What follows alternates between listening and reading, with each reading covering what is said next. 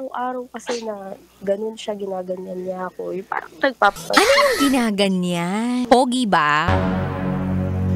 Hindi. Galing ako sa, long term, nagkaroon kami ng 2 baby, ta's, sobrang toxic ng relationship na yun.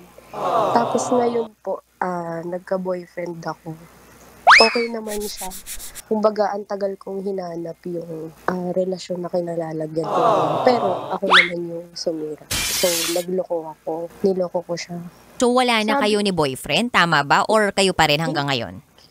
kami pa din po. Kasi hanggang ngayon po hindi talaga nagsi-sink in sa utak ko kung bakit ko ginawa, anong problema ko, kasi wala naman siyang masamang pinakita sa'kin.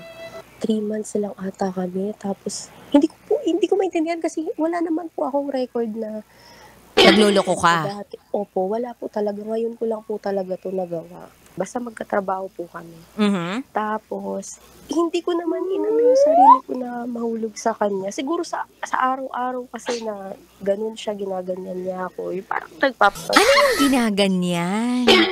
yung ano po, kunwari kikindad siya, ganyan. Pogi ba?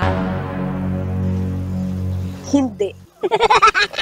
Hindi naman pala pogi eh. Ang problema po kasi nun, napahiya din ako nun kasi may pamilya po siya. Paano kayo nabisto nung boyfriend mo? Nagkabistuhan ba? Nabisto ka ba nung pamilya nung lalaki, nung misis niya? Opo. Kasi meron po basta event po siya sa mga ka-work namin. Tapos, inuman, pagkatapos po Inuman sa umaga ba yan? yun po, pumunta kami sa isang check-inan siya. Tapos, nung pauwi na, ayun na, kunwari, tapos na yung nangyayari. Pauwi. Anong kunwari nangyari yun? Oo, halimbawa. Hindi rin example yun. Ginamit niya kasing payment dun, card siguro, kaya meron siyang receipt.